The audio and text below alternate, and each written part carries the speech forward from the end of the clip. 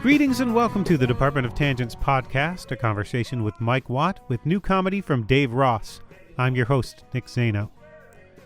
Mike Watt is a bona fide punk rock legend, and he probably hates being described like that. His work with the Minutemen and fIREHOSE is seminal stuff and hard to describe, especially the Minutemen. The second you hear it, you know it's punk, but it's also funk and jazz and so many other things and completely in-the-moment music. It's as if all music past and present lives on the same plane, and he's filtering all of it at once. The reason for that, he says in this interview, is when he and Boon started, they were innocent of genre delineations. They knew Creedence and Van Halen and a few other bands, but they weren't locked into FM radio expectations. When Watt heard jazz great John Coltrane, he thought he was listening to punk. More than anything, Watt is a seeker. On his new project, Jumpstarted Plowhards, he found a new way to collaborate.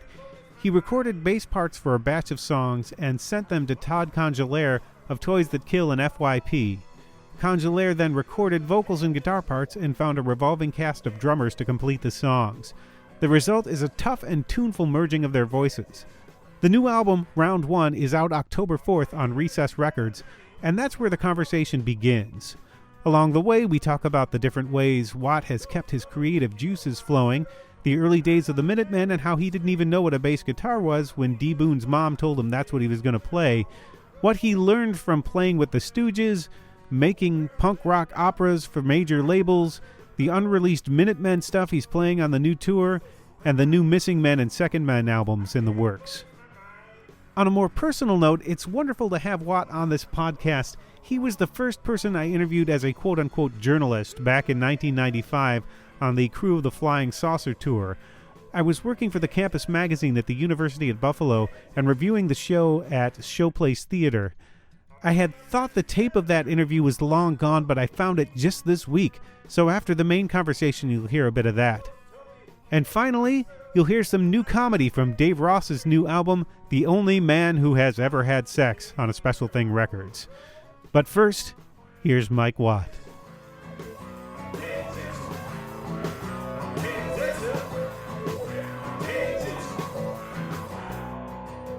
You've known Todd for decades now. How did you wind up recording now?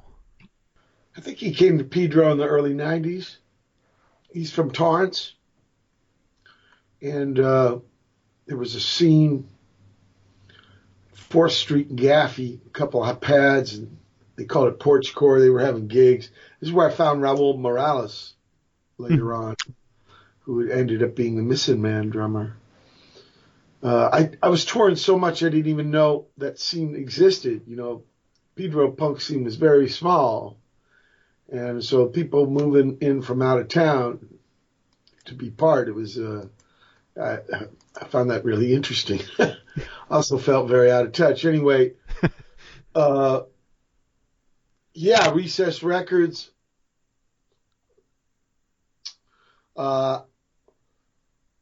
Actually, at that time, his band was called 5-Year Plan. Mm-hmm. They became Toys That Kill later. And he's had a bunch, actually, of bands, you know. And I just thought it might be interesting to see what he would do if the bass came first. Mm-hmm. So I've done this with other situations. I go way back with Nels Cline and my first opera doing this kind of technique. You know, traditionally, bass is kind of the last thing. Well, not funk, right? R&B music. Maybe there's more bass up front, but a lot of times it's the last thing added, you know? And so I kind of have a particular bias towards the bass, and he makes a difference. Like I wrote my third opera on the guitar. I made the bass come second on purpose. It's just so much different. Mm-hmm. And I thought it might be something interesting for Todd. You know, I got to do a tour with him, a I-5 tour, mm-hmm. California, Oregon, and Washington State. Does starting with the bass make maybe you 2.5 structure years things? Excuse me? I'm saying, did starting with the bass make you structure things differently? Yeah, like the bass comes first. Uh-huh. The way the bass comes first. It's just way different. Like I said, I wrote Hyphenated Man on one of D Boon's guitars. Mm-hmm. On purpose. I can't play guitar very well, but just the act of doing that first and having the bass second, it really changes things. Anyway, I've done it with a lot of my musician friends. Probably most recently, Big Walnuts Yonder with Nels Cline. Mm-hmm. But going way back with Nels Cline from my first opera, Contemplating the Engine Room in the 90s, middle 90s. I did this with D Boon, but we grew up playing together, Mm-hmm. So didn't really have to teach each other. Actually, with this project here, Jumpstarted Plowhards, he used the actual bass I gave him as the bass that you're hearing on the recording. Mm-hmm. So they were like demos. In a way, it was like the first parts of the songs. Then he came in and played guitar and sing. The one thing I asked him for, I said, can we have a different drummer for each tune? Mm-hmm. That was my only request to his, made of him with this stuff. It does give it a different feel from song to song slightly, but a different feel that I'm not sure the listener would consciously say, hey, that's a different drummer, but they would know something's different about the track. Yeah, again, my part was launch pad, springboard, Mm-hmm. I was setting the whole thing up, but it was Todd who came and thought of the things to sing about, then how he's going to sing it, play guitar to these parts, and then direct the drummers. I wasn't involved with the drummer at all. That was totally him. Did you get to hear any of the tracks as he was working on them, or did you just hand him the bass and then hear the finished product afterwards? Yeah. Well, that was real involved mixing, so I heard all kinds of the shit. Uh-huh. He got everything done. Yeah.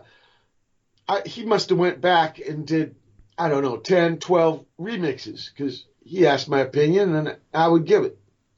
Mm-hmm. I got my Mike Watt bands and stuff to do, be the director guy. Mm-hmm. So I don't have to always be the controlling force in every situation. So once I delivered, the songs that were bass only, I let it go to him. Then when it came to mixing, he asked me for advice. So I kind of was a soundboard for the mixing. Like I said, there must have been almost a dozen remixes until we got what we thought we liked.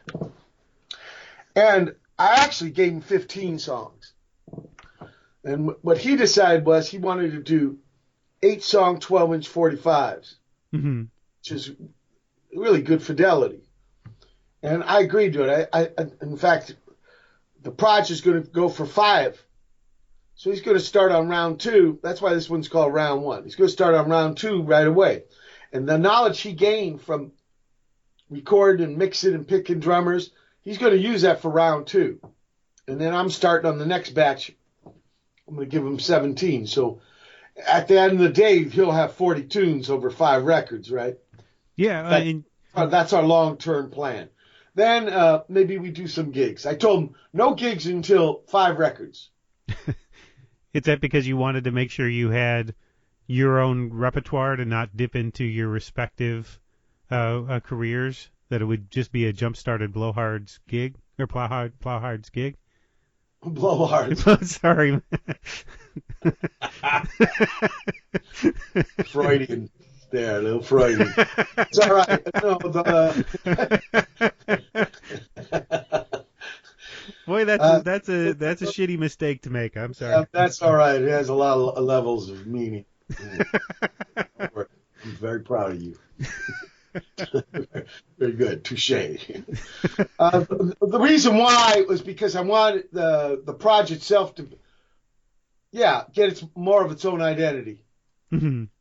And I think after 5 records, it should have one. or something's fucked up. Okay? But, because what happens, I saw this with, like I was telling you earlier, he has a lot of different little bands, right? mm-hmm. Underground Railroad to Candyland and Bible Thumpers and all these kind of things besides Toys That Kill. But Clown Sounds now, he's got a new, but they're kind of all the same. Mm-hmm. And which is nothing wrong with that, but I just thought maybe we make this one a little different. Well, it does sound different from other stuff that you've done. And I think even more in some ways it isn't, because you're not hearing the song stripped down to bass. And some of these things, you can tell they're what. That's why a lot of credit has to be given to Todd for his interpretations and his, bringing his singing and guitar. He really changed him. And I think if you compare it to his other work, like Toys That Kill, he stretched out too.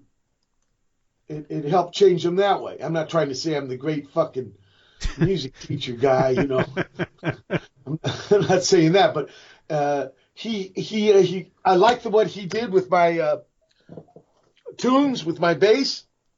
He didn't try to copy D. Boon or Ed from Ohio or Nels Cline. He just was Todd, but it was he did treat it as Todd outside of his regular world. 4 of the drummers he used are guys that regularly play with me. George Hurley, yeah, Ray Trebetich, Raul Morales, and big man Nick Aguilar, the guy I'm taking on tour next week.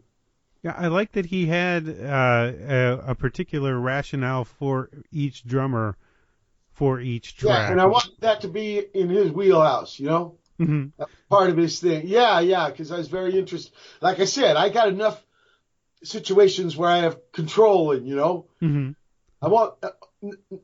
I'll get into I Love Lucy rerun territory, Right. It's pizzas, next week it's jars of mayonnaise, but it's the same fucking, you know what I mean? So it's good to let go a little bit, so you can see where somebody takes your ideas or collaborates with you, truly collaborates with you. Well, I've asked people before who, and this isn't a 1-to-1 comparison because you're not a sideman on this project. You're a collaborator with this. But I've asked people who lead their own bands and then are side people in other bands, like Tommy Keene years ago. Is it? We lost him, right? Yeah. Yeah. Yeah. Well, if they prefer, I met him in New York City once. Very nice man. Yeah, he was such a nice guy. It was such a shock to see him go. Well, I'll tell you, I think it's really healthy.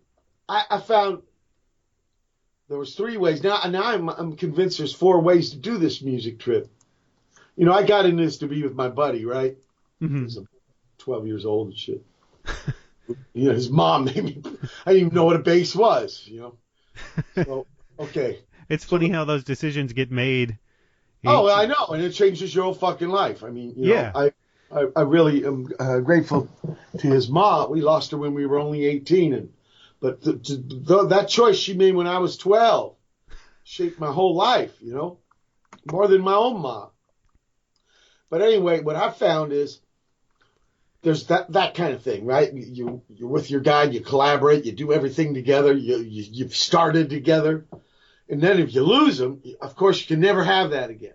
But you can have the collaboration thing. And I've tried to do that really with Il Sogno di Marinaio, these 2 Italian guys I play with who live in Bologna, Italy, where I don't write all the material, I just write a third of the stuff, and because I was asked to join this trio.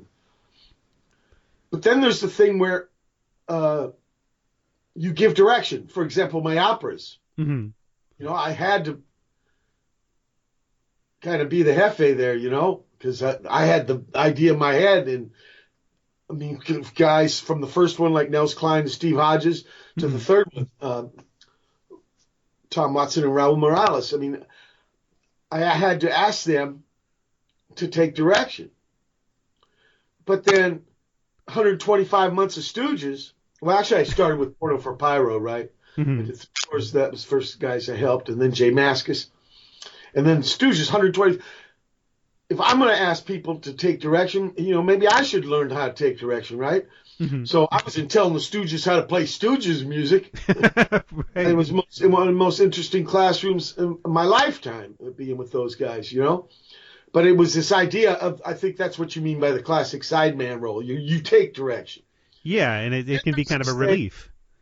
Yeah, but then there's a couple ways to take direction. With those other guys, especially with the Stooges, I was replacing the dead guy. Yeah.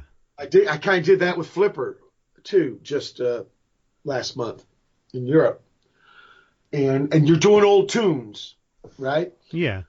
But then before that tour, I had a tour in the spring with a guy, Mike Begetta. He lives in Knoxville, Tennessee, and kind of a Nels Cline guitar guy. And he got Steve Hodges and me to do gigs in a trio after recording an album with me and God, who's the drummer? Jim Keltner. Jim Keltner, yeah, that was the Well of Flowers. That's a beautiful album. Yeah, and he's written about some songs for a new record in December. So this way, I'm taking it's another guy's band. I'm taking direction, but he's actually writing music for me. I'm not taking the place of the dead guy or doing the old tunes.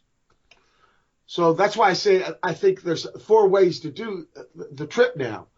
There's collaborate, give direction, take direction, where you replace the dead guy, take direction where the guy's actually writing for you in mind.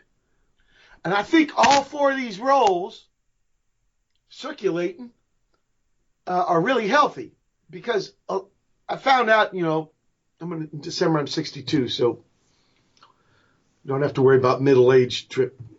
Got that solved. But when I found out that's what the third opera is about, it's life for learning. It's about taking turns. Mm-hmm. And so why not express that in your work, Well, it must help with. That's the way I've been doing stuff with Todd and the Jumpstarted Plowhards, Blowhards. That'll be the next project. You got to get somebody who talks a lot. The name, why I came up with that name. Todd let me call it that. Jumpstarted Plowhards. Jumpstarted. See, I give him the song with bass only. Mm-hmm. And then he fucking goes to work on it. And then he sticks a drummer on it. They plow hard once they're giving the geo. I was there to give the geo. Uh-huh. So in a way, it's not to give direction thing. It's more, that's why I said it at the beginning, launch pad, springboard. Okay, I'm shot caller right at that moment, but then I let it go. Mm-hmm. Put the kite string in the other man's hand, and then he flies that kite. And to me, it's very interesting, and it's a dimension I ain't really worked out a lot, Well, it seems like going between those different modes of creation would keep you from writer's block as well, because you're not doing the same thing. You're not. Well, especially if some guy's writing songs for you. Yeah. You have to learn them. You have to learn how to play them well and stuff, but at least you don't have to create them. It's not all creation. Some of it is joining in on an expression team, crew. You're the crew that's going to organize an expression, right? Mm-hmm. You didn't write any of it. I didn't write any of those Stooges songs. Right. Well, I didn't learn a buttload playing them and love doing it. I love Stooges music. Well, with the Stooges, because you are playing existing parts and you do have a very distinctive style, how did you just play what was on the record, or did you try to put your own spin on it as well? I took direction. Whatever those guys wanted, I tried my best to give it to them. Mm-hmm. To me, it was an important, like I said, it's healthy to have other things going. I had Mike Watt, Second Man, Mike Watt, Missingmen, Mike Watt and the Black Gang. Usually when you see my name in the name of the band, you know who to blame. Those are the ones where I'm the shot caller, okay? So, that's that way because he decided that. But these other things where they have band names, especially somebody else's name, like the Stooges, of course, I have total respect for that. Tab Falco, I had to learn, 25 songs, one practice, 28 songs. Oof. Some were covers, but I love the guy, and I just threw myself into it. I got one of them Hofner Beetle basses, China made, $250. But it's really good. It always stays in my living room here just because you can hear it without an amp, so I can compose on it and shit. But I mean, getting to play with Tab Falco, incredible kind of thing. But what you going to get in there to be another chance of being boss? No, Sideman is learning how to take direction, especially, again, Nick, I'm going to tell you, if you're going to ask other people to take direction, maybe you should have that kind of same experience. Mm-hmm. And go ahead. I was going to say, I didn't want to go over the Well of Flowers album so quickly because Jim Keltner is about it. That was an incredible experience for me. I had no idea what was going to happen. I hadn't heard of Mike before. Of course, Mr. Keltner. I've heard buttloads about him, man. Incredible cat, man. Yeah, he's the first call guy, right? I mean, yeah. There's stories about him, like what's playing. His name? Who was the guy? He played piano and sang. He brought him out, and he did Mad Dogs and Englishmen. Elton John. No. This guy's he's a U.S. guy. Oh no, right. He played piano and sang, and that's a moron. Leon Russell. Leon Russell, exactly. Right. He's okay. had brought him out. He told me, I just listening to the man too. I mean, it was incredible just to be with, but to play with him, And then Mike had, man, he had one arrangement that fucking changed time signature every 2 bars and shit. I was like, oh my God, we're going to get this in one afternoon. And then he just let us jam out and he made songs out of that stuff. It was quite an experience, Well, I've heard Keltner play a lot because a lot of the stuff that he's played on is kind of bedrock stuff for me. But I don't think I've ever heard him play like he played on that album. Well, I think the man's pretty broad in his capabilities. I mean, yeah. I could do fucking anything, Steely Dan album or, this trippy thing with I remember, funny thing, he pointed up at the high frets, the little strings on my bass. He goes, look there, Mike, that's upper register. And then he pointed down by the fat strings, down by the F in F sharp, He goes, cash register. He's just a big cat, man. He was a beautiful spirit and everything, and his playing is just, something else. I was so scared, I was really afraid. I didn't want to let anybody down, and it was a pants shitter for me. But then at the end of the day, when I was even scared to hear it when they flowed me the mixes. But then when I heard it, it was like, God damn, I'm so glad I got to be part of this. It's hard to imagine. I'm sorry, go ahead. I went to gigs with him, and I like Mike a lot. I like the way he plays. I like the way he organizes a band. I gave him, a lot of people trip out when they first around me and shit. So I try to help them out, Mm-hmm. Not like they're going to understand me, but they, I gave him the Sand Pebbles by Richard McKenna. The movie with Steve McQueen was me and D. Boon's favorite movie, and he got into the book big time. And in fact, Main Steam Stop Valve, he picked a name for the Proj from that book. Uh-huh. So he's going to come out here in December. We're going to do some gigs and record some songs he's written. It's hard to imagine.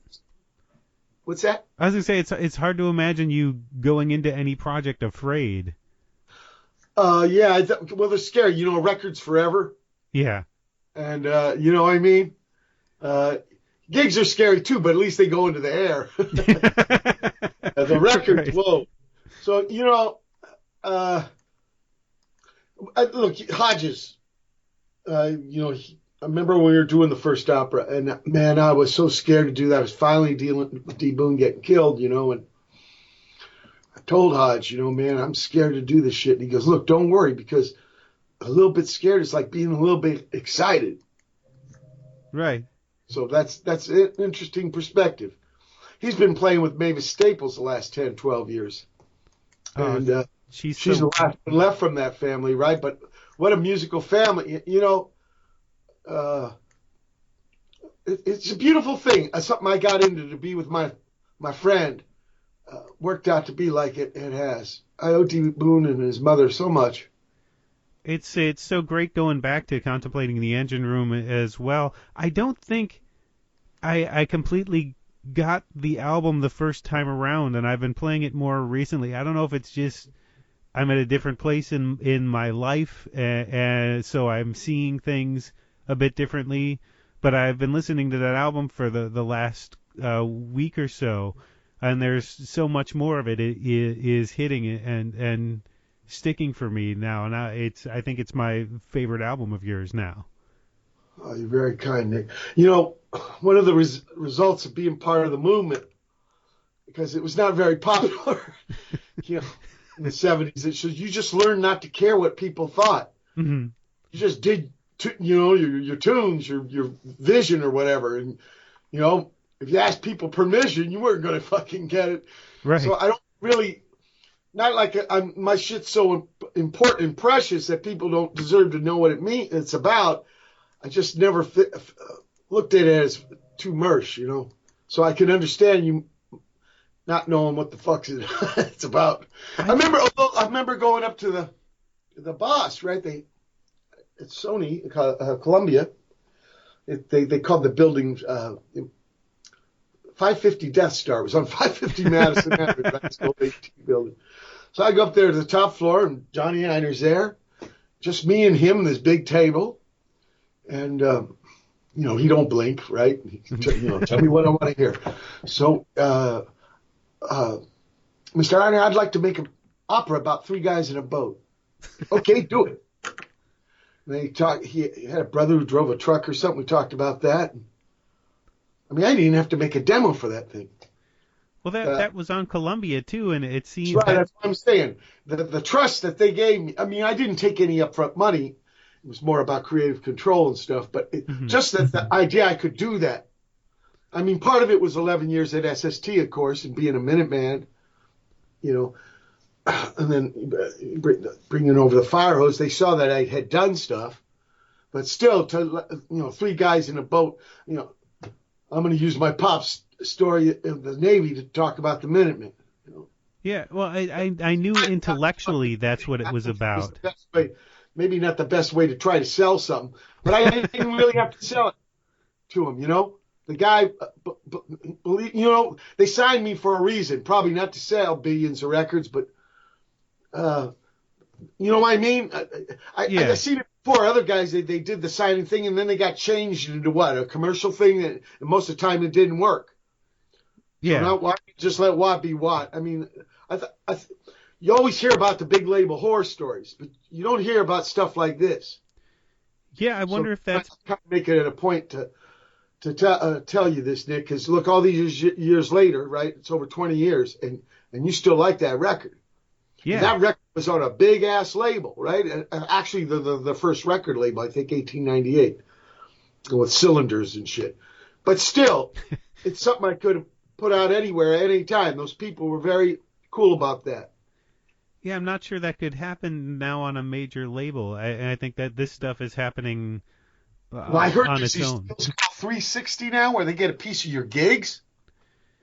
Yeah, it seems like there's so little money in there now that they're getting, the venues are taking parts of merchandise and even if they're not staffing the table and you hear all sorts of horror stories about even bands that us, the fans out here, think, oh, they've made it. They're playing this big room. Like, well, they're still those people playing those big rooms are still trying to pay their bills, and that big room, costs something. Oh yeah, yeah. There's realities of that. But that, and of course, 21 years ago or 22 years ago when I made that, it was a little different. It was starting towards this, but it was a little different. But I'm just saying, if you take responsibility, you can maybe put yourself in a situation where you don't have to worry about all these puppet strings and shit like this, and being forced to make music you don't like or stuff like that. And that's why I do projects like Jumpstarted Plowhards. You know, it's sort of like that joke with the dog, right? Why does the dog lick his balls? Because he can. Right. And that's the way I look at it. Since, you know, especially being a bass guy, we still haven't been defined yet, you know. But we could be an important part to a band. We're still trying to find ourselves. Well, and especially as composers, and not the Charles Mingus way where you write on the piano. Right. Nothing. Charlie Mingus, great musician and stuff, but he didn't write hardly any of those songs on bass. This idea of writing songs on bass, I really, you know, it's something I did from the beginning with D. Boon, you know. But I lost him. But in a way, I can kind of have some of that back. I can write for Todd. Well, you're not a root plunker. This is exactly what I would do for the Minutemen. Here, D. Boon, I no guitar part at all. I just play the whole thing on the bass, you know, 45 seconds or 38 seconds. Then you go 5, you know, they were little tunes, okay? And then right away, I wouldn't have to show him shit. You know, he'd hear it, and he'd just start playing along. Okay, but I can't ever have that again. But I can have something kind of close. Mm-hmm. Kind of close, so without being nostalgia. And also, no, you know, it's this too, Nick. I didn't have kids. You know, my pop was a sailor, and I never saw him. And I thought, you know, there's a reason why I picked my pop's life in the Navy to talk about the Minutemen, because there are similarities about this life. Mm-hmm. Tour. And so I didn't have kids, but in a way, like bringing Big Man on tour next week, right? Mm-hmm. He's a few months short of 40 years younger than me. His father went to, you know, class 76 with me and D. Boon and Georgie, right? Yeah. So, in a way, I'm handing down stuff. To the other band members? Well, I guess band members. Yeah, Todd Congelliere, you know. Or just other cats of the scene that I collaborate with and do these projects. I mean, and that's part of the... There's some of Watt in there, and then that Watt's going to get part of other things, you know? Well, it seems like that's part of the podcast, too. Being part of a legacy doesn't mean taking over. It means you can be part of, you know. Well, it seems like that's part of the point of the podcast, too. You bring all these bands on, and you put them in the context of these, you know... The Watt P-Rose show? Yeah. I never use that P word. Oh. You know, they don't even make that fucking machine anymore. I love mine, though, right? Uh-huh. I think they want everything to live on the cloud. Yeah. Yeah, they're going to... News. The cloud is somebody else's computer. Right. But anyway, you're right. I really feel Watt for Pedro show is kind of attempt to pay back to the movement, you know? Yeah. Let me and D. Boon and Georgie have a chance. Maybe stuff can get heard that other people don't hear. I don't play merch stuff on that show. Mm-hmm. And I I've been having buttloads of guests. So I get to hear and let the listeners hear about people's journey through music, you know? I think that's important too. That's another benefit of the bad new days. They're not all bad new days. There's some good stuff. You couldn't have an internet show before. I mean, you know, in some ways that's a really happening thing. Mm-hmm.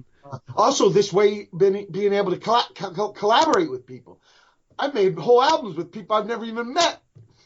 Hey, I've interviewed some people who've done that, who weren't even on the same continent, and just send people basic tracks, and then... That's right. I do it all the time. And I think it's really interesting and healthy in this whole kind of thing. And I'm not saying it's a direct replacement for not having children, but no, what trippy way it is. Yeah, well, I mean, you've always taken responsibility for your music. You even had a name for it, the Econo. I remember when I first interviewed you in Buffalo, which would have been in '95. You showed me the van. Wrestling record. I think I was doing the wrestling record then. Yeah. You showed me the bullet hole in your in your bumper. You were very proud that you got that. It was actually the back hatch of Oh, the back hatch. One of my Econo lines. Yeah. Was that? Is it still the same Econo line? Have you been able to keep that thing? No, that one was the one that served from 1990 to 2004. Okay. I got the one from 2005 now. Okay. Well, because I remember at that gig, somebody had given you the wrong address. Oh, yeah, that's right. And you showed it, and you said, I remember you told me, someone almost got a hell of a house party tonight. Because of that. And I will take a moment to thank you, because you were the first person I ever interviewed, and that was for the University at Buffalo Campus magazine. And you were so gracious that it set up much better expectations than might have been if I had spoken with somebody who was a jerk. So thank you very much for showing me. Well, because you were so happy that they got you Heineken and chips and such, that I remember you coming into the venue and seeing the food and the beer in the fridge. that you don't. It was not what it wasn't rock star behavior as I had thought. The dipshit college kid that I was. Well, okay. Well, I got into this to be with my friend. It was, although the first gigs we saw was Stadium Rock. The people were so tiny. We never really, I guess, some Nuremberg rally fantasies. Jesus Christ. Yeah, I mean, it was way different when I saw the Germs or the Dills at the Whiskey. It was just much different. I want to be part of this. And, those dudes would be rapping to you right after they were playing. The gigs were sort of like they were taking turns playing for each other. So I kind of like this scene, Plus, I don't know that I wasn't really getting any knocks on the door to, hey, you want to be in an arena rock band. I ended up playing some pretty big gigs with the Stooges and stuff. Yeah, but I never looked out at the people. I always looked at Ig and the Ashton brothers. Brothers. Yeah. I mean, I guess everybody brings their own thing to it, but I was never impressed by that, kind of some kind of royalty. Attend me, flatterer or some shit. William Shakespeare would say or something. I don't know. I'm glad you remember that kind of stuff, because it does seem, ridiculous about getting too self-important on yourself. I really wish I still had the tape of that interview, but it's might be somewhere, because I have so many boxes of tape that have since then, because I wound up going. My day job is I write about comedy for the Boston Globe. Okay. So that was the beginning of that career. But the thing is, I didn't even know about the Minutemen when I talked to you then. I was that sort of new to it. Been gone for 10 years by then. I can understand. And remember also, when the Minutemen, it was much different with fIREHOSE, because I think more college rock, the college radio. Mm-hmm. That really wasn't happening so much in the Minutemen days. Minutemen played Buff State. There was something on the quad there. It was kind of a festival during the daytime. But that was kind of rare. It was more the fIREHOSE days that the college kids were more getting to know. And then, about hardcore, it was kind of a teenage music. Yeah. Where Minutemen was kind of from 70s punk, which was not teenagers, really. It was glitter and glam people. Yeah. But a very small scene. Yeah, I got to tell you, Nick, in them days, things changed really quick. just a year or two later, things. So I don't blame you for not knowing Minutemen, you know. And then Michael wrote that book, right? Our band. Oh, Our Band Could Be Your Life, was it? He's like one of the first guys to talk about that to people that weren't part of the underground, you know. They didn't know Slash Magazine or Flipside, you know. Because our thing was kind of buried, you know. It was kind of little. Well, it had so much history to look back on. Everybody knew about the Cars, okay? Great. And probably some people knew about Mission to Burma, but I bet you a lot of people didn't know Mission to Burma. Mission to Burma is around the same time period as Minutemen. So, well, I've been going back and listening to that music more recently as well to prepare for this interview. And when you first got together with the Minutemen, what did you think that you would sound like? Because it's such a unique sound. That L.A. Times article, I think, nailed it. That nobody's even tried to sound like it since. Yeah, well, because we're a weird mixture of times and scenes. Mm-hmm. Okay, when I met D. Boon, the only rock band he knew was Creedence. Right. Okay. Yeah, because his daddy, you know, he's from Nebraska, but he loved Bakersfield. They lived in Bakersfield for a little while, and he just dug the shit out of Buck Owens, you know. And so right. His son, you know, we're Creedence, you know, they used a lot of, you know, country, R&B, swamp, bayou, all kinds of stuff. R&B. John Fogerty, very interesting guitar player. A lot of Scotty Moore influence. Mm-hmm. Anyway, so when I meet D. Boon, you know, his mother played guitar, so she already had him taking lessons from this guy who lived in his car, Roy Mendes Lopez, hippie guy. And you're going to have a band, and you're going to play the bass. And so, you know, here's the first 6 Creedence records. Of course, D. Boon don't use the album covers, you know, on the hardwood floor and grape juice and shit. You need 6, 7 quarters on the needle to keep it from skipping, you know. This kind of shit. Plus, I don't really know what I'm trying to listen for. I didn't really know bass meant lower. Uh-huh. I had no fucking idea. I could see in the pictures. It looked like a guitar with 4 strings. Right. So that's what I played the first couple years. Yeah, I didn't even fucking know they had bigger strings until first year of high school.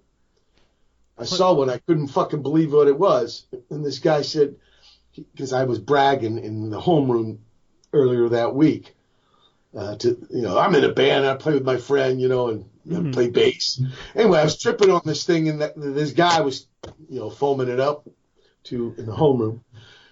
He goes, he said, I thought you played bass. Because I go, man, look at this fucking thing. Isn't it weird? And I said, yeah, I do. He goes, well, that's a bass. And I go, I know that.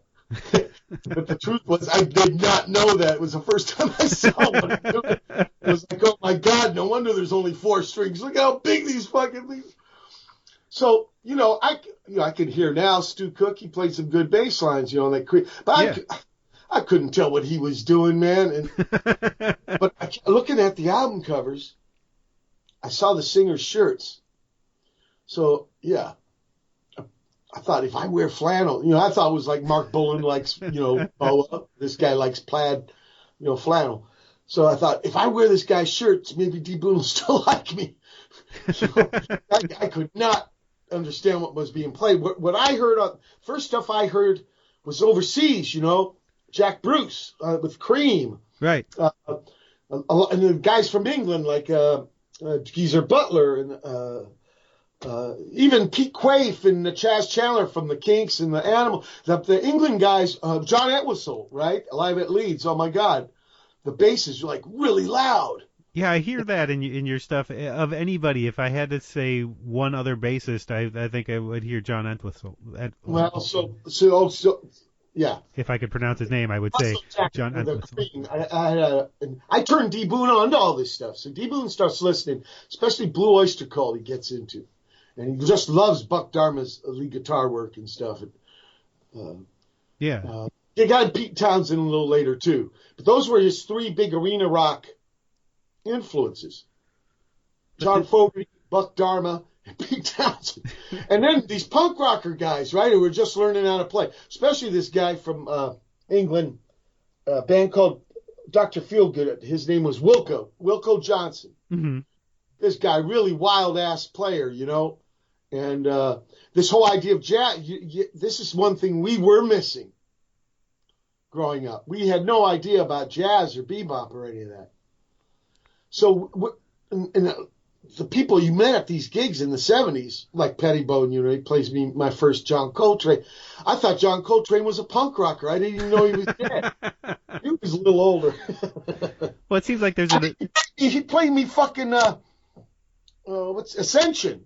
And, I thought that that was like some of the gigs I was seeing at the Mass.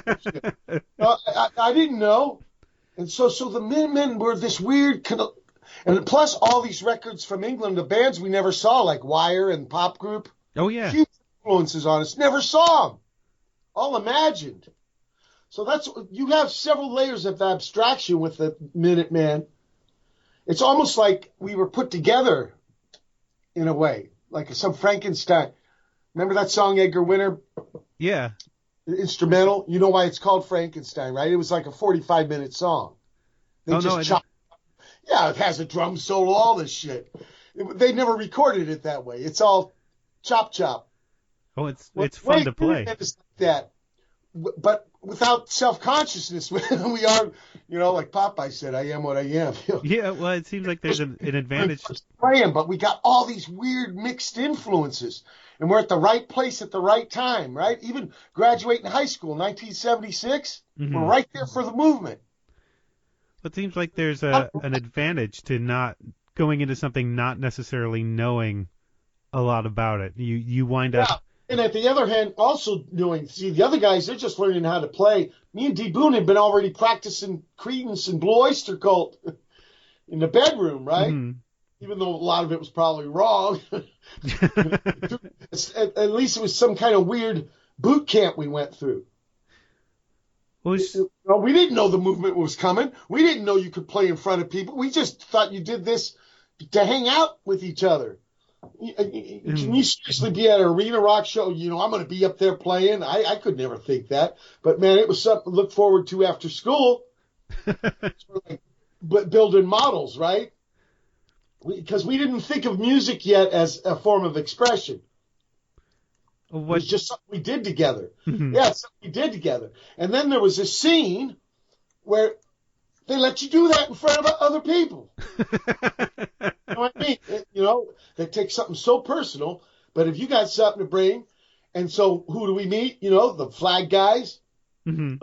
End up SST002. Right? And we meet the Husker guys and the Meat Puppet guys. There you got three trios, exact same kind of guitar, bass, drum lineup, but making way different kind of sounds in a way. Right, yeah. Right. So we thought that was the idea. You were supposed to be different. We thought that, right? That's one of the ideas of that scene, of that movement.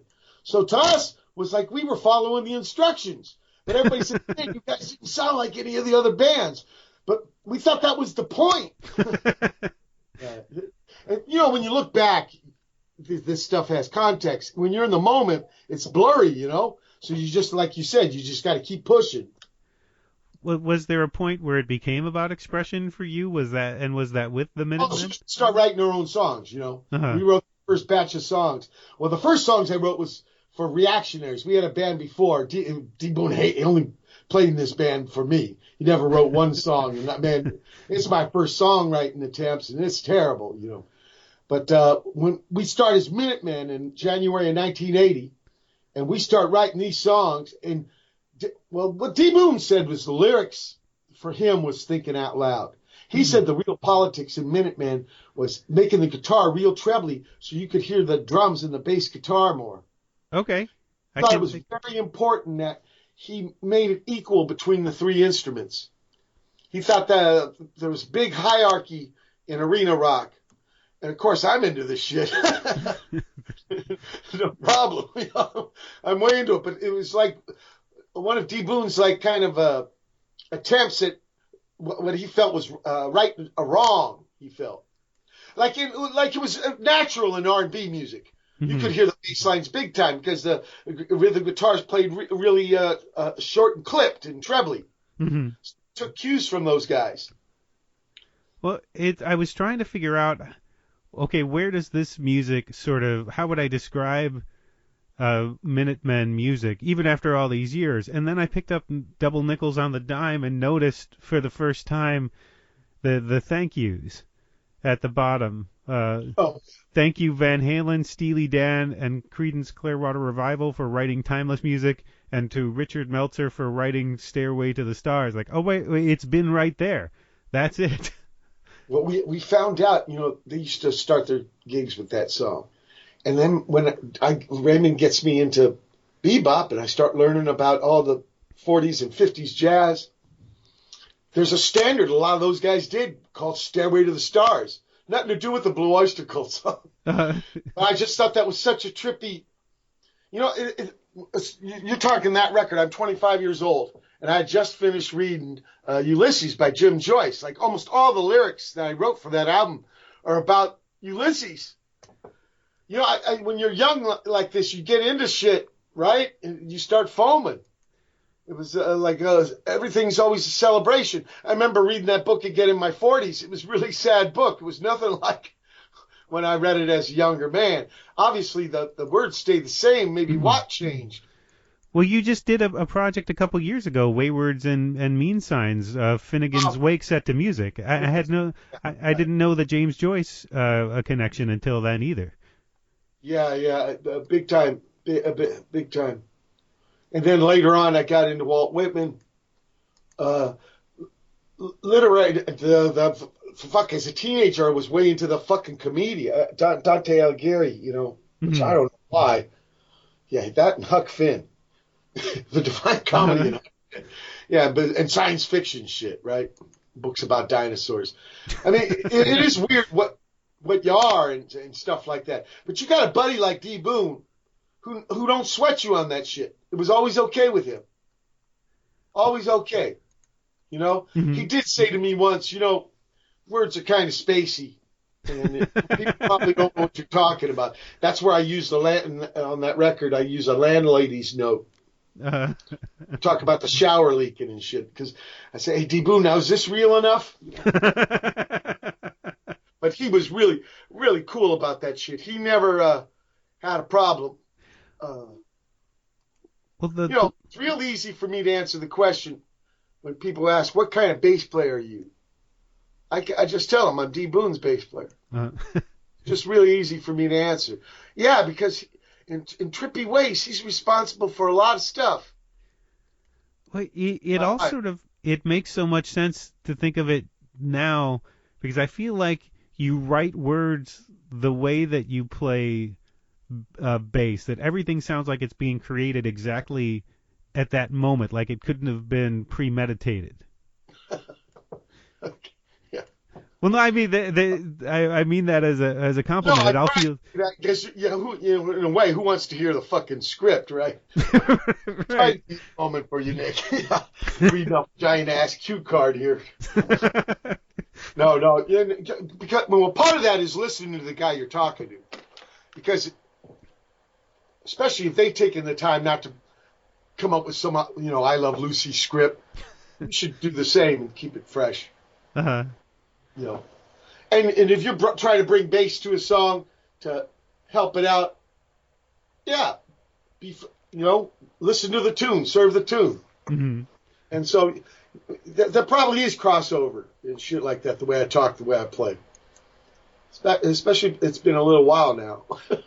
Are you the kind of person who gets antsy when you don't have the next project in front of you figured out, the next thing that you're going to do? You know what? It seems like I never have that dilemma. Right. That's one of the things I was trying to explain by saying about the bass. There's a certain thing about the bass. You can really aid and abet in a lot of stitches easy. Mm-hmm. Yeah. But a lot of people, it's starting to change, but a lot of people, they don't want to rock the bass. Mm-hmm. So you're kind of in demand. I've learned that's how a lot of people got on bass, like Carol Kay, Joe Osborne, really great players. But they were guitarists. They couldn't find work. A little different situation than me. But this idea that you're kind of needed, because I think we they're still kind of blurry. We still got mystery in us. Well, I started out... Singer, even the drummer guys kind of figured out. The bass guys still kind of mysterious. It's strange. I started out playing drums, and then I started playing guitar so I could write my own songs. And a few years ago, I picked up a bass so I could play demos.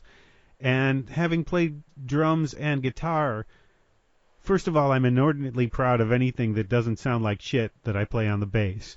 But there was this weird sort of feeling that, oh wait, now I know how these two things go together.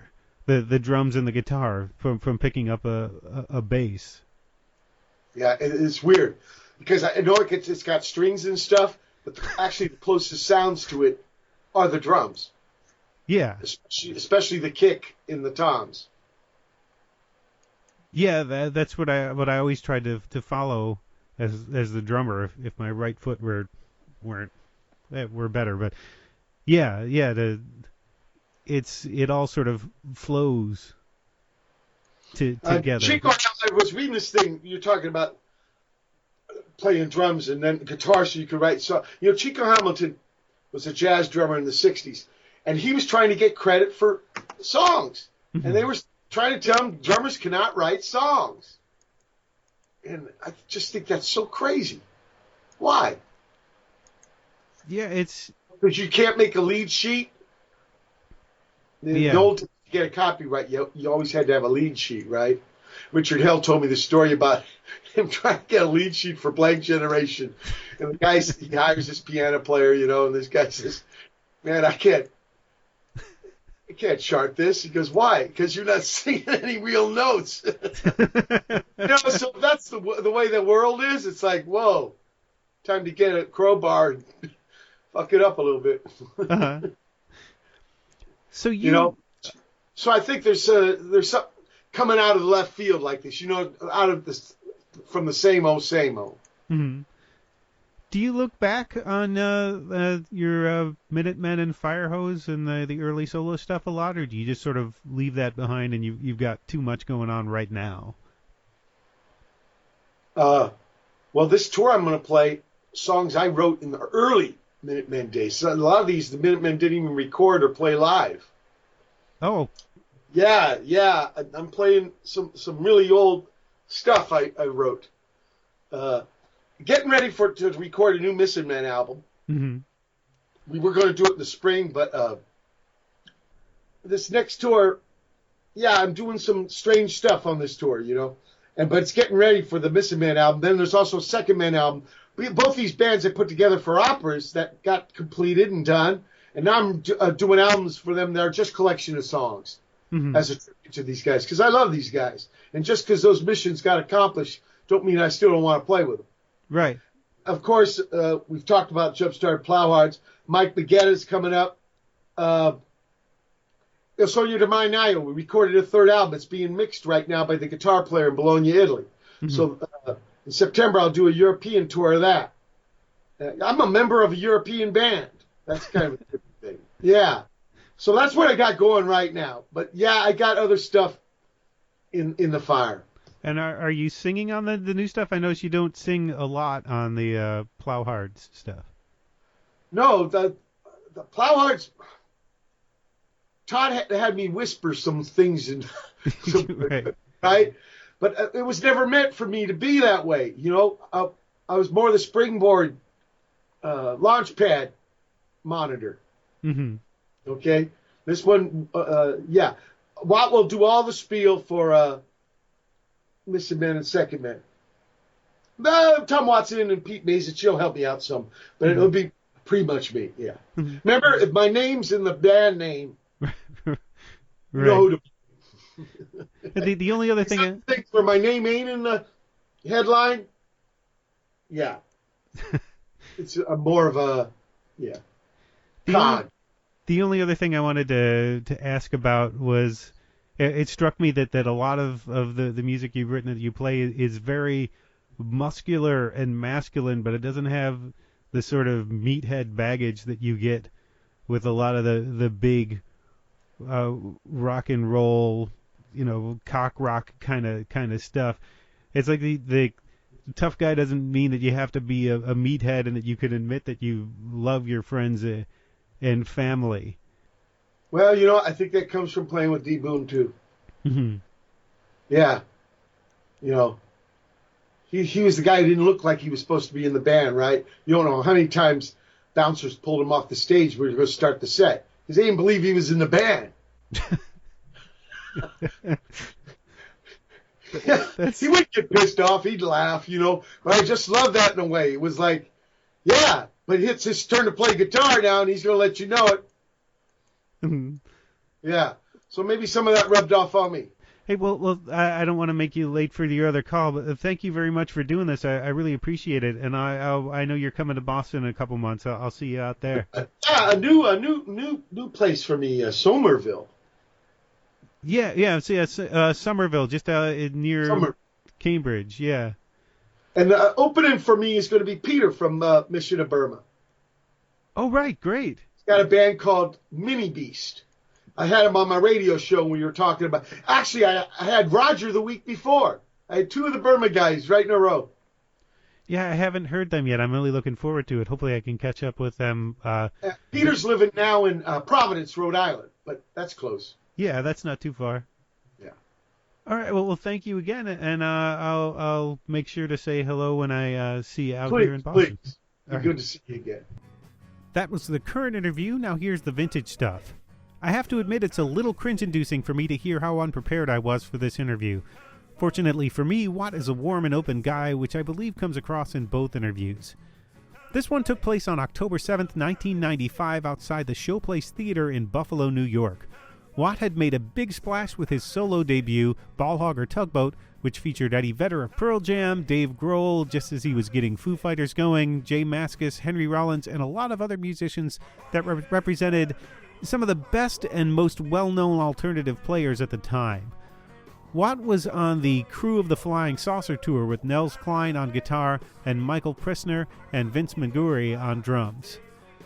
I had grabbed my tape recorder on the way out the door but hadn't actually expected to get to speak with Watt. When I asked the door person if Watt might be open to answering a few questions for the University at Buffalo Campus magazine, they said sure and let me up into the green room. Watt was apparently getting a bit of rest in the van, and I hung out with Pressner, chewing his ear off until Watt came upstairs. Standing out on the street, Watt showed me his signature Econoline van, complete with bullet hole in the bumper, as fans streamed into the venue and said hello, and that's where this starts. Pleasure to meet you. Hey, well, thank you. Thanks for coming by. Hey, boss. How you doing, man? We'll play hard for you. All right. All right. Actually, I didn't even think I'd get in to talk to anybody, so I don't even have any really. That's okay. Questions. Just tell me what's on your mind. I was just wondering how the tour is going thus far. I talked All right, to this is some my 12th gig in a row. 15th of the tour. I'm doing 37 gigs, 39 days. It's a terrific tour for me. There's been a lot of hype around me last year, making that wrestling record, touring with my Seattle friends, Lollapalooza and Primus. Now, I have to go and do a little tour again to show people I'm just the same old guy. There's my van. Here, I'll show you. Yeah, I read that it's a... There's your bullet hole. Nice. Not many people can boast about those. Well, not where I'm from. Real boast. But I'm the same old guy. I'm playing with people that are not famous, no one even heard of. Great guitars, so. Nels Cline, this guy, you'll see, smokes. Yeah, I was just talking to Michael. And, Michael's one of the drummers. Vince Maroney's the other drummer. And this is a way of me trying to prove to people that I haven't left anybody behind. I'm not in the ranks of rock stars. Those were just some goofy things I did. You know, I didn't realize that there was so much stuff. Well, I guess alternative is just a big fucking deal now. Yeah. And it's not really our little world anymore. It's not even a little world anymore. It's merchandise, T-shirt, and right. Well, I've only sold shirts, but I sell my shirt myself out of it. Well, it's kind of interesting, the concept of alternative in stadium rock. It's mainstream. The last thing you want to be is alternative. You can tell by the sound. Not hardly any of these new bands take any chances. It sounds, a lot of it's like recycled 70s. That's why I wrote that song. We were discussing that earlier, in the song with Michael and Michael, I wonder how he knows. I wrote it. Well, maybe he knows about it. When we started talking about Frank Zappa, and I'm not a big Zappa fan. I liked his politics. I didn't like his music. I like Captain Beefheart's music. We were just That's talking music about I like how Valley Girl became his big single, and how with his daughter, right? Yeah, and how I could see sort of the same things happening with Against the 70s, because I also do a show at RUB in Buffalo, and that's the song everybody seems to know. Really? Because it's kind of a comedy song. It's an anthem, and I was having fun with it, but really, I liked it in a way. To me, there's a lot of my personality in that song, and I hadn't done an anthem song since Working Men Are Pissed, Minutemen, but I never tried to write hits, really. To me, they're all little creeks trying to make this big river. I've never thought I could write these songs. Try to get closer to sister. Sorry. It's kind of wet. No, it's okay. Buffalo, it's better than snow, huh? Well, that'll come. That's coming. Is that going to come? I've been here, I played here in February, Minutemen once, and God, the shit was incredibly big. It was up on the sidewalks, and it's tough. It's intense. Oh, I live in Pedro, which is the harbor of LA. It's rowdy, man. It must be rowdy parts of Buffalo. Oh, yeah. Yeah, well. You're not far from it right now. Yeah, see? Oh, yeah, down the street. Yeah. I went down there. They gave us the wrong address. I was given the wrong address as well. Yeah, it was supposed to be 465 465 instead of 1065. Ah, nice. Right, so I was way down there. Somebody could have had a really cool house party, you're saying. Big time. Big time. But, yeah, I'll take the rain. This is probably from that opal. Yeah. The big storm in Florida. So I'd rather take this than take out. In fact, there's another one, Paco, coming. Yeah, the 16th storm. I'm going to be in Florida in 2 weeks, so hopefully they wear it all out. You got one night off before then, right? The 26th or something? The next day off is after New Orleans. That was... Okay, I heard that was the 26th. I didn't know whether you were going to be in Florida before then or after. Yeah, Florida's before, 18th through the 22nd. Oh, nice, just in time for storm season. I know. But see, I get really scared touring after Halloween because of ice on the roads. Yeah. So I tour in the spring and the falls. Yeah, well, especially in a van, I guess. Well, the van, man, in a lot of ways, it's pretty safe. But brand new tires, I maintain that thing as well as possible. Even do the 3,000-mile oil changes on the road. Who drives? I do. It's a pretty do-it-yourself tour. Yeah, to me, that was punk's all about. Keeping control of it yourself, keeping it an individual thing. When they marketed for kids and stuff, it's not really punk anymore. If the kids can take it and make it their own, yeah, it still can be. There's more independent labels now than ever. I think radio is, not merch radio, they're just copying the college, but college radio is as strong as ever. Where you have the DJ in charge of his own show, not a playlist. These are things that punk forced in a way.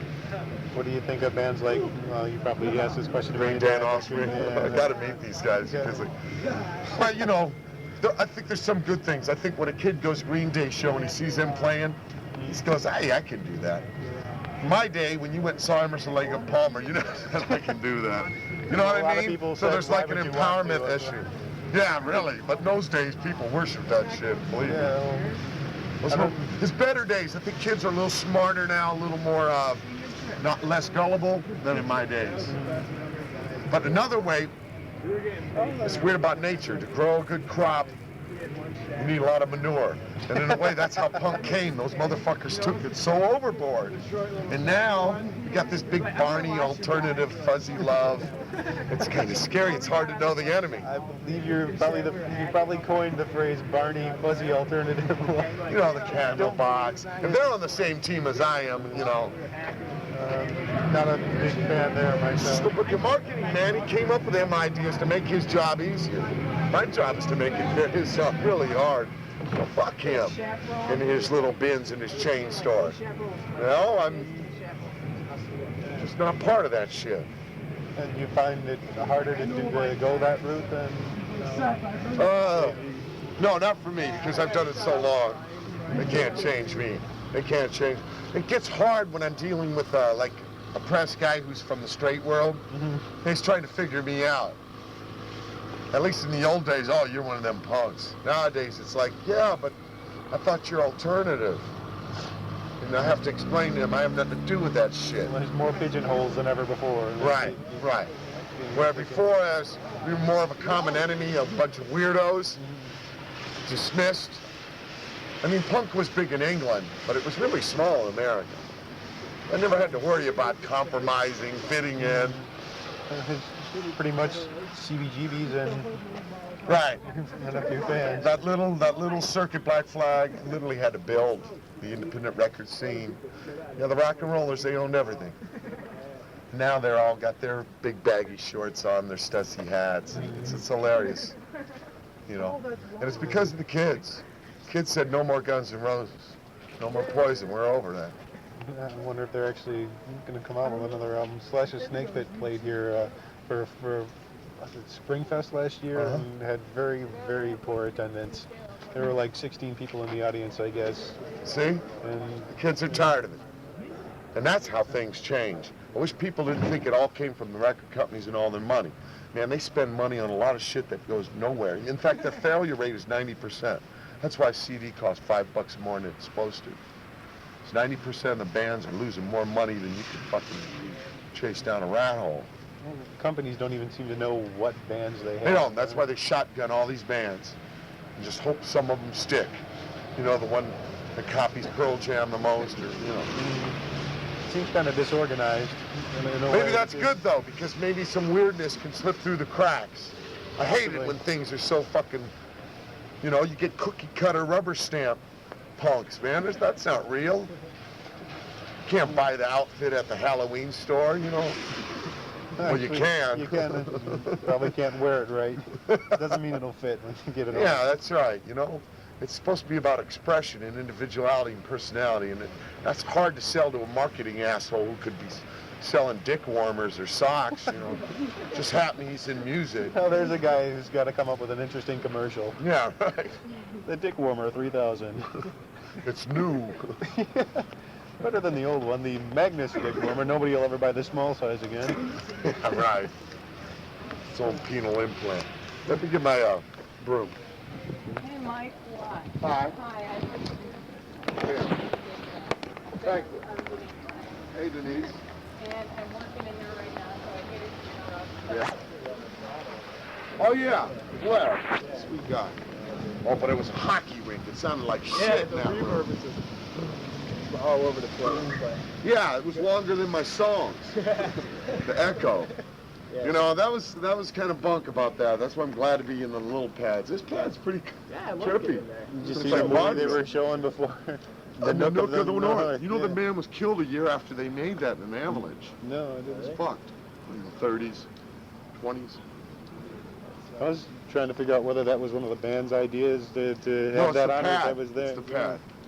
The guy goes, man, I got this 16mm film. And he was all happy. I said, yeah, sure, show it. See, and I can almost out antique him. I have a beta player at home. I get made fun of. I should I'll probably antique him. That's great. Hey, Vince. Hey, man. How are you? You gonna do tracks out here? Well, I thought I could get I got some of it already, but maybe we can give you some. Yeah, we'll go up there and do it. Why not an outdoor gig? Yeah, why not? Hey, thanks for You got some talking more to me. questions? Okay. I had After the gig, come up and talk. Okay. Would you mind if I got a picture with you? No problem. An arrow to the head isn't always a trick. Thanks again to Mike Watt for Skyping with me for this episode and speaking with me all those years ago in Buffalo. The new album from Jumpstarted Plowhards is called Round 1, and it will be available October 4th on Recess Records, which you can find at www.recessrecords.com. Round 2 is already in the works, and look for the band to start playing live once they've got to round 5. And you can keep up with Watt and check his tour dates and news on his webpage at www.hootpage.com. If you enjoyed this or any other episode of the Department of Tangents podcast, please consider subscribing and or leaving a positive review or rating on Apple Podcasts, Stitcher, Google Podcasts, Radio Public, or wherever you get your podcasts. This is a one-man enterprise, and that means I'm counting on you, the kindly listener, to help spread the word. You can also find the podcast on YouTube and Spotify and find out more on www.departmentoftangents.com. We are approaching Halloween, which means it's time once again for the Daily Horror Film Fest. Every day through October, the Department of Tangents presents a different short horror film. If you have a favorite short horror film, or if you yourself have made a short horror film, tell me about it, and it may wind up in the fest. Email me at nick@nickzano.com and show me what you got. This week's featured track comes from stand-up comedian Dave Ross's new album, The Only Man Who Has Ever Had Sex, out now on a Special Thing Records. He's been on Drunk History, the WTF podcast, The Late Late Show with James Corden, and a bunch of other stuff. Ross is a storyteller, but with a lot of sneaky punches hiding in these looping kind of tales. He'll be on the podcast soon, so you'll hear more about that. Find out more about Ross and the new album on his website at www.davetotheross.com. This is the track that sold me on the album. It's called I Attack Strangers. Here's Dave Ross. Okay, I'm going to say something to you now, and I want you to believe me. This is something I mean. People don't often think that I mean this.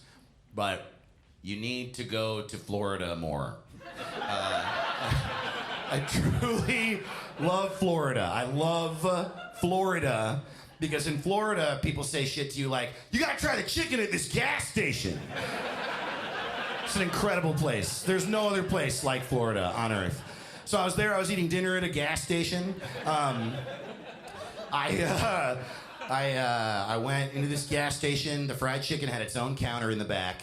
I went up to the counter and I was like, I'll have the 8 pieces, please. Because 8 pieces of fried chicken was $3.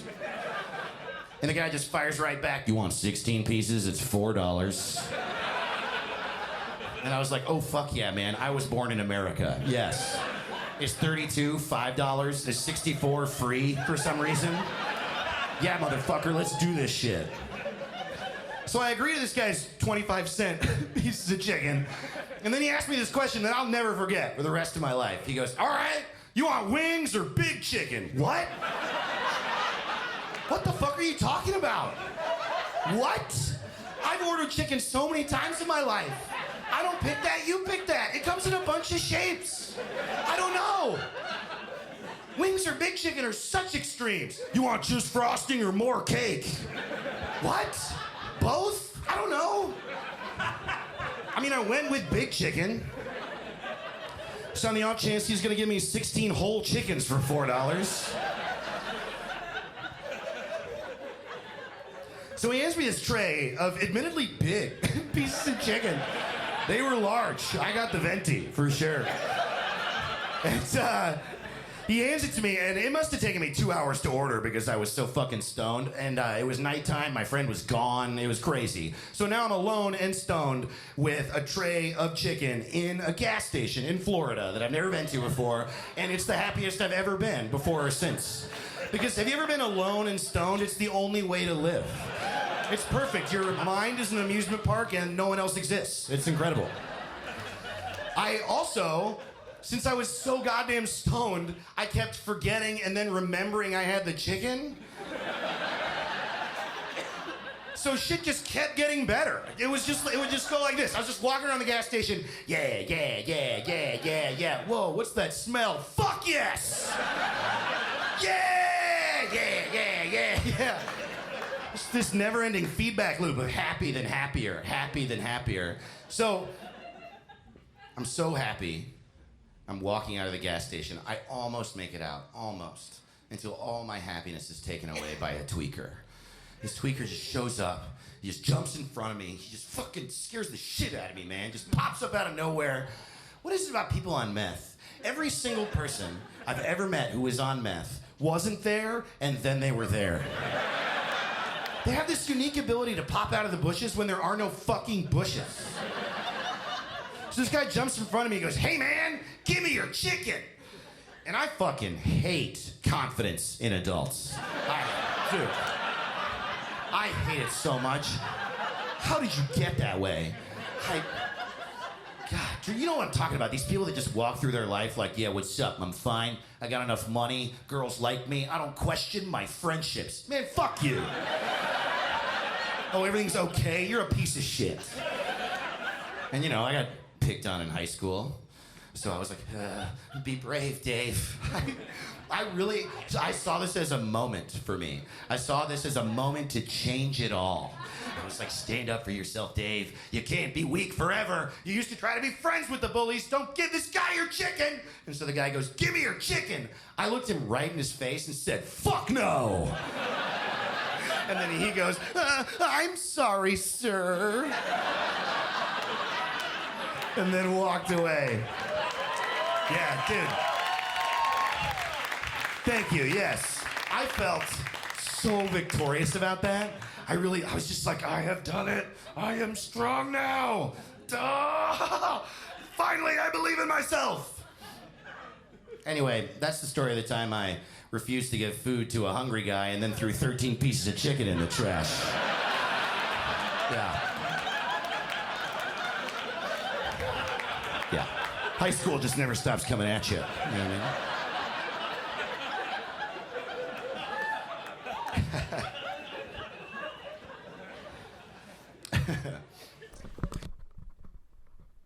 Neil Young.